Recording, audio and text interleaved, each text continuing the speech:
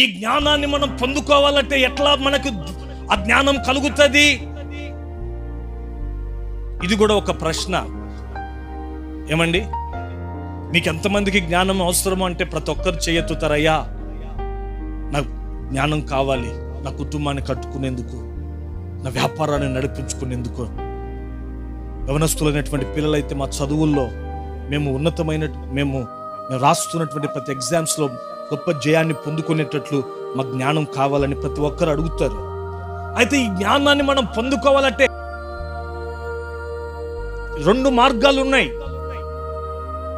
ఏంటి ఆ 2 మార్గాలు అని అంటే, మొదటి మార్గం ఏమిటి అని అంటే, నీ జీవితంలో ఒకవేళ జ్ఞానం కొదువై ఉందా, నీ కుటుంబాన్ని జ్ఞానంగా కట్టుకోలేకపోతున్నావా, వ్యాపారాన్ని జ్ఞానంగా చేసుకోలేకపోతున్నావా, నీ జీవితంలో నీ తండ్రిని సంతోషపెట్టలేనటువంటి, బుద్ధి లేనటువంటి జీవితాన్ని నీవు జీవిస్తున్నావా ఈ రోజున? అయితే నీకు జ్ఞానం కావాలి అని అంటే మొదటి మార్గం ఏమిటి అని అంటే, దేవుని వాక్యం ఏమని చెప్తుందంటే, ఈ రోజున మన జీవితంలో మన బ్రతుకుల్లో జ్ఞానము కొదువుగా ఉంటే ఆ జ్ఞానం మనకు కలిగేటట్లు మనం ఏం చేయాలి అన్నట్టే, మన దేవుణ్ణి మనం అడగాలట. ఎవరిని అడగాలట అండి చెప్పండి?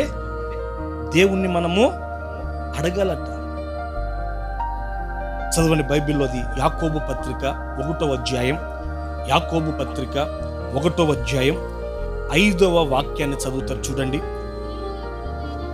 మీలో ఎవరికైనను జ్ఞానము కొదువుగా ఉన్న ఎడల అతడు దేవుణ్ణి అడగవలెను, అప్పుడు అది అతనికి ఏమవుతుందంటే అనుగ్రహింపబడుతుంది. ఆయన ఎవరిని కూడా గద్దించకుండా ఆయన అందరికీ కూడా ఎలా ఇస్తాడటండి చెప్పండి? ధారాళముగా అనుగ్రహిస్తాడట. చూడండి, ఇక్కడ భక్తుడైనటువంటి యాకోబు తన పత్రికలో ఏమంటున్నాడంటే, ఇదిగో సహోదరుడా, ఇదిగో సహోదరి, ఇదిగో యవనస్తురాలా, ఇదిగో వ్యాపారం చేసుకున్నటువంటి వ్యక్తి, నీ జీవితంలో నీ యొక్క బ్రతుకుల్లో ఒకవేళ నీకు జ్ఞానం అనేది కొదువుగా ఉండిన ఎడల నీవు దేవుణ్ణి అడగాలి.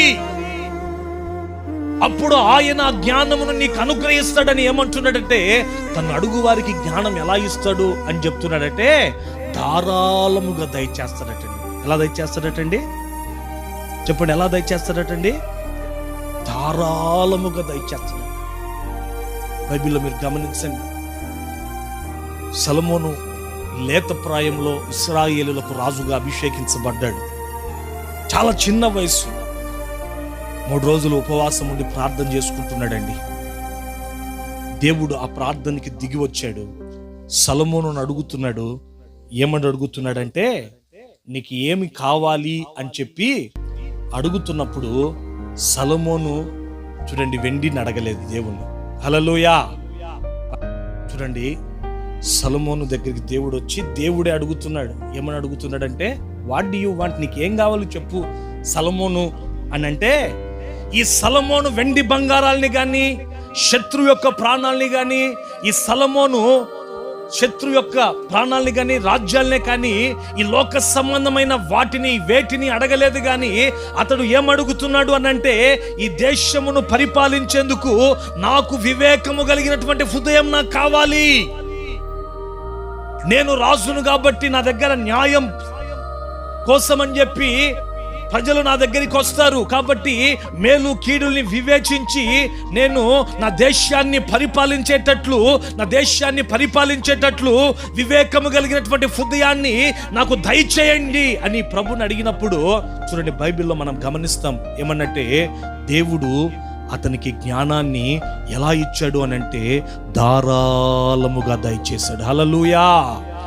సొలొమోనుతో దేవుడు అంటాడు, ఇంతవరకు నీ పూర్వీకులలో నీ అంతటి జ్ఞానం కలిగిన వాడు పుట్టలేదు, ఆ తర్వాత కూడా నీ అంతటి జ్ఞానం కలిగినటువంటి వ్యక్తి పుట్టబోడు అని చెప్పి దేవుడు అతనికి ధారాళముగా జ్ఞానమును దయచేసినట్లు మనం చూస్తున్నామండి. అంటే ఈ రోజున మన జీవితంలో మనకు ఒకవేళ జ్ఞానము కొదువుగా ఉన్న ఎడల దాన్ని పొందుకునేటువంటి అనుభవం ఏమిటి అని అంటే, మొదటిగా వాక్యం ఏమని చెప్తుందంటే, దేవుణ్ణి మనం అడగాలి.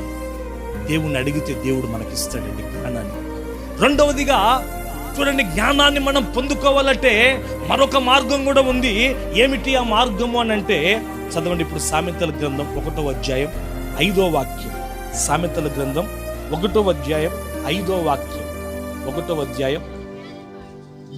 జ్ఞానము కలిగినటువంటి వాడు విని వాని పాండిత్యమును వృద్ధి చేసుకొనును, వివేకము కలిగినటువంటి వాడు ఆలకించి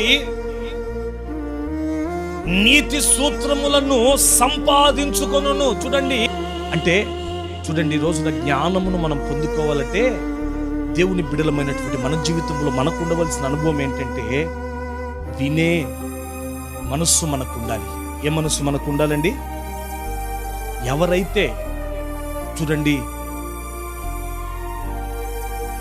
దైవ సేవకులైనా మరి ఎవరైనా కానీ మన యొక్క మేలు కోరి మన క్షేమమును కోరుకొని, చూడండి, వారు ఏదైనా మనల్ని హెచ్చరిస్తున్నప్పుడు, వారు ఏదైనా మనకి బుద్ధి మాటలు చెప్తున్నప్పుడు, వారు ఏదైనా కొన్ని మంచి సలహాలు, ఇటు ఆత్మీయంగా కానివ్వండి, ఇటు భౌతికంగా కానివ్వండి, వాళ్ళు నీ తల్లిదండ్రులే కావచ్చు, ఈ రోజున చూడండి మనకు సలహాలు ఇస్తున్నప్పుడు ఎవరైతే వినే మనస్సు ఉంటుందో, కొంతమందికి ఆ మనస్సు ఉండేది, వాడేంది నాకు చెప్పేది, ఆయనేంది నాకు చెప్పేది, ఆయన చెప్తే మేము వినాలనా, మాకేం శాత కాదా అనే గర్వం కొంతమందికి ఉంటుందండి. చేతులెత్తి గట్టిగా వస్తారు, హల్లెలూయా చెప్దామా? హల్లెలూయా, హల్లెలూయా. నీవు జ్ఞానములో వృద్ధి పొందాలనుకుంటే, చూడండి, ఇప్పుడు స్టూడెంట్స్ ఉన్నారు, ఆ క్లాస్ రూమ్లో ఇంచుమించు 60 మంది స్టూడెంట్స్ ఉంటారు. వాళ్ళల్లో మెరిట్ ర్యాంకర్స్ వచ్చి 60 మంది కాదు. ఎవరు? టీచర్ చెప్తున్నటువంటి ఆ మాటలు శ్రద్ధగా ఎవరైతే విని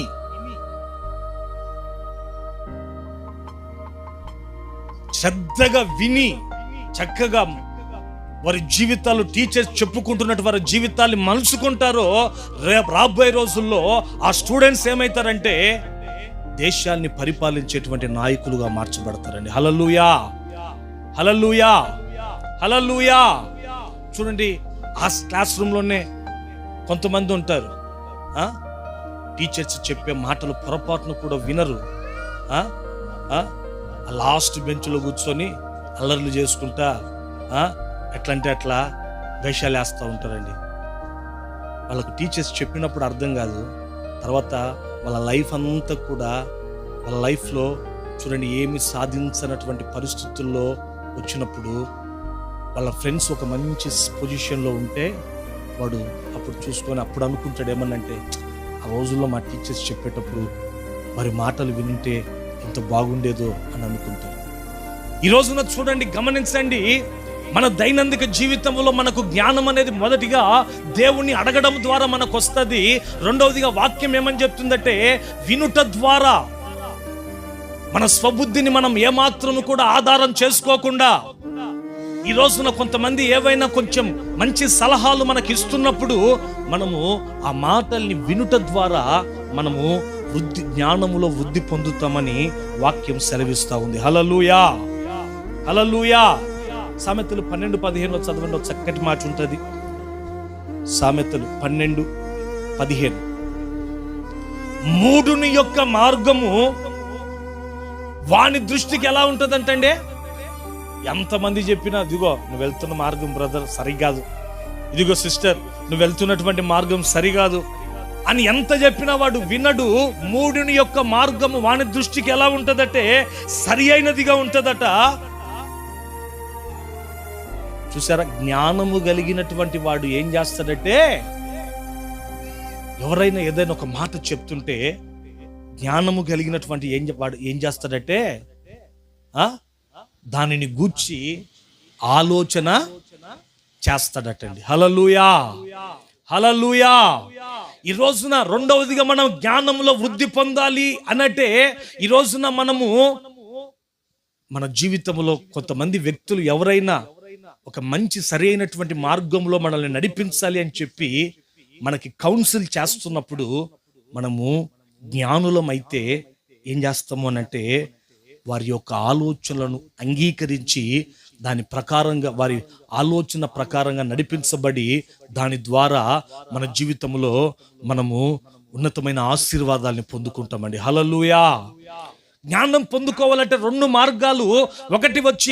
ఒకటి వచ్చి వాక్యం ఏమని చెప్తుందంటే దేవుణ్ణి అడగాలి. రెండవది వచ్చి మన జీవితంలో మనము వినేవారముగా ఉండాలి. ఎవరు ఏది చెప్పినా ఎంతసేపు నా మాటే మీరు వినాలా, నేను చెప్పిందే కరెక్టు అనే అది స్వభావం మనకు ఉండకూడదు. మన జీవితంలో మనం ఎలాంటి స్వభావాన్ని ధరించుకోవాలి అని అంటే, మనము వినేవారముగా మనం ఉన్నప్పుడు చూడండి, మన జీవితంలో మనము మన యొక్క పాండిత్యం, జ్ఞానం ఏమవుతుందంటే వృద్ధి పొందుతుందట. హల్లెలూయా.